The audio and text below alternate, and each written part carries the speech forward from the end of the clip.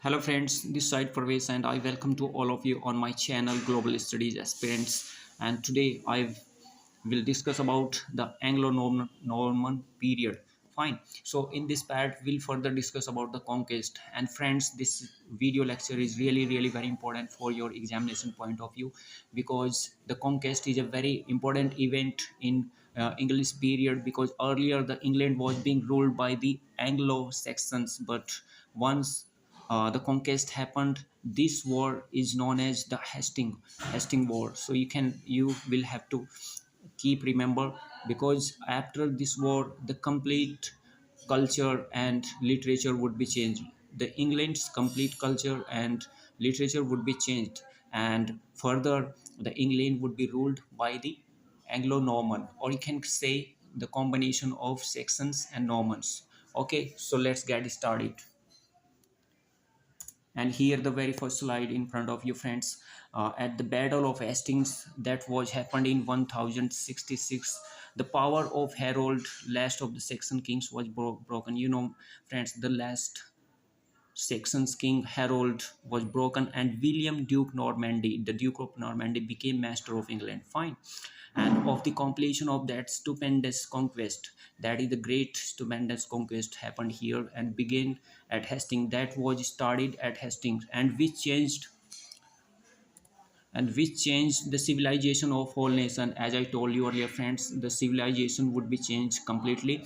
And we simply point out that three great results, the three main results or changes will occur here after this war happened, which have a direct bearing on our culture, on the English literature, and this have a great impact on English literature, right?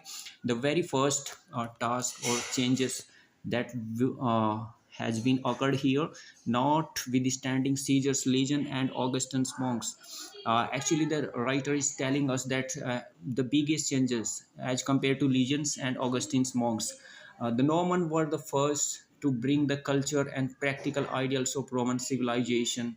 Actually, he told us that the biggest changes happened, very biggest changes happened as compared to Caesar's legions. Okay, and they brought the Roman civilization home to the English people, and this at a critical time, and it was a very hard time when England had produced her best, and her own literature and civilization had already begun to decay, and their own literature and civilization that was started to demolish. Fine.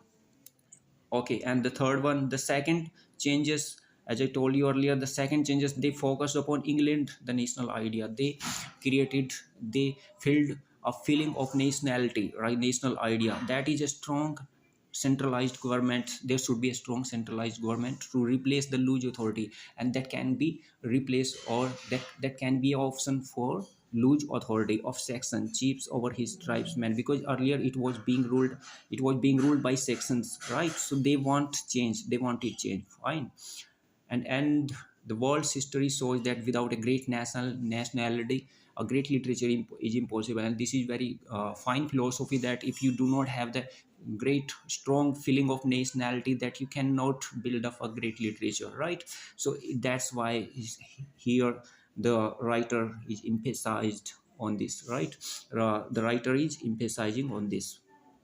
Okay, let's move on the next one slide here. And the third major change was brought to England, the wealth of a new language and literature. They brought a new wealth, the wealth of new language and new literature. Fine.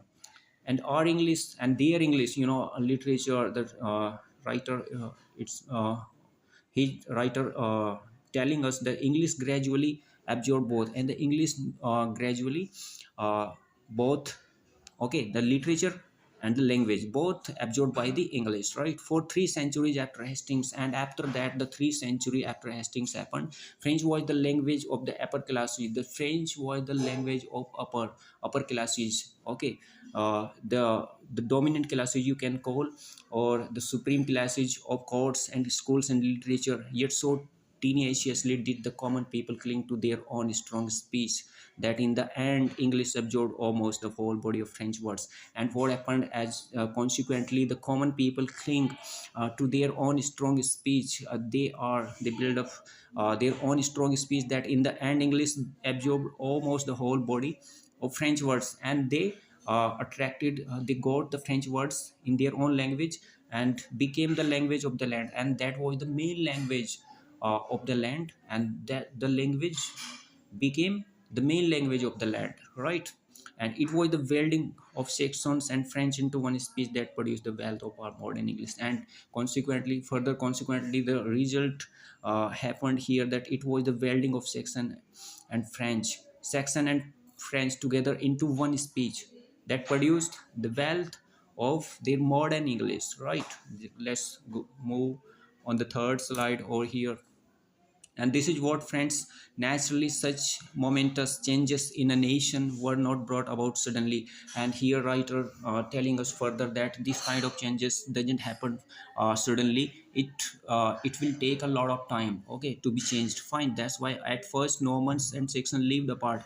And what happened at first sight, that they didn't live together, okay, but they lived apart in the relation of master and servants. Like they one part have the dominant nature, and other is the very polite nature, okay, with more or less contempt to one side and hatred on the other. Sometimes they hated to each other, okay, and sometimes less contempt to one side.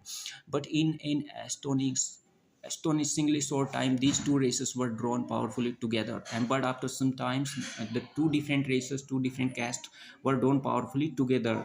They became one, okay. And after some times, with the time span, they removed their hesitation, okay, their whatever their disturbance or their conflict, everything would be uh, removed from there. Everything was removed, and like two men of different dispositions who are often led into a steadfast friendship.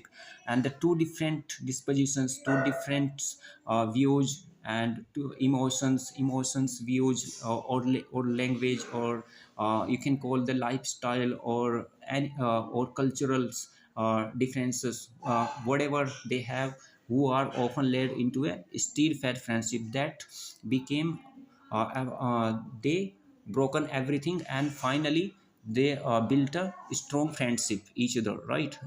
Here this line is saying like that, by the attraction of opposite qualities, because they attracted by the opposite qualities. Suppose I have this quality but the other person doesn't have that one, so that's why he attracted towards me, and like this is supplying what the other lacks, right? So I hope you must have got my concern, friends. And if you really like this video lecture, please do not forget like or subscribe our channel and share this video lecture to your friend circle, okay. And that's all for now.